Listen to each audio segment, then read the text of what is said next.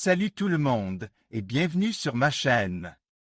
Aujourd'hui, on parle d'un sujet qui peut être un peu délicat pour les peintres en herbe, le shagreening.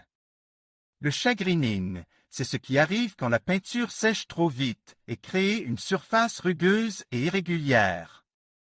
C'est un peu comme si vous aviez une peau de crocodile sur votre mur. Alors, comment éviter ce désagrément? Eh bien, il y a quelques trucs et astuces à connaître.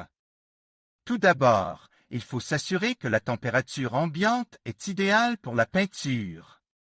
La plupart des peintures ont une température idéale pour sécher, et si elle est trop élevée, la peinture va sécher trop vite et vous risquez d'avoir du shagreening. Ensuite, il faut bien humidifier l'air. Vous pouvez utiliser un humidificateur ou simplement mettre des bassines d'eau dans la pisse. Cela permettra à la peinture de sécher plus lentement et de manière plus uniforme. Enfin, il faut éviter de peindre en plein soleil. Le soleil va faire chauffer la peinture et la faire sécher trop vite. Maintenant, parlons de la rugosité. Le shagreening n'est pas toujours un problème. En fait, il peut être souhaitable dans certains cas. Par exemple, si vous voulez créer un effet texture sur votre mur, le shagreening peut être un atout. Mais si vous voulez une finition lisse et uniforme, il faut absolument éviter le shagreening. J'espère que cette vidéo vous a été utile. N'hésitez pas à me laisser un commentaire si vous avez des questions. Et n'oubliez pas de vous abonner à ma chaîne pour ne pas manquer mes prochaines vidéos. Salut tout le monde et bienvenue sur ma chaîne.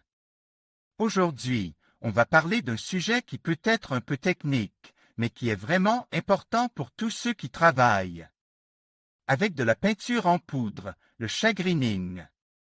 Alors, qu'est-ce que le shagreening exactement?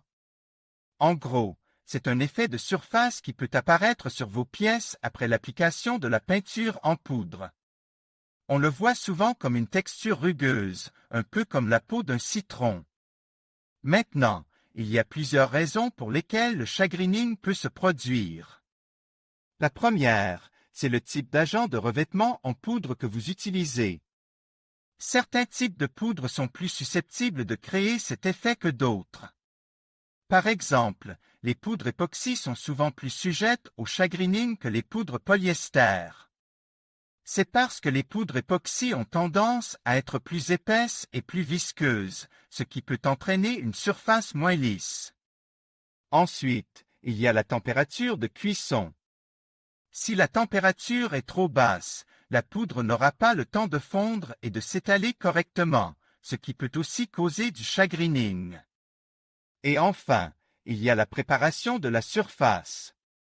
Si la surface n'est pas propre et lisse, la poudre n'adhérera pas uniformément, ce qui peut également entraîner du shagreening. Alors, quand est-ce que le shagreening est un problème? Eh bien, ça dépend vraiment de l'application. Si vous recherchez une finition lisse et brillante, le shagreening est indésirable. Mais dans certains cas, le shagreening peut être souhaitable. Par exemple, si vous recherchez une finition antidérapante, le shagreening peut être un atout.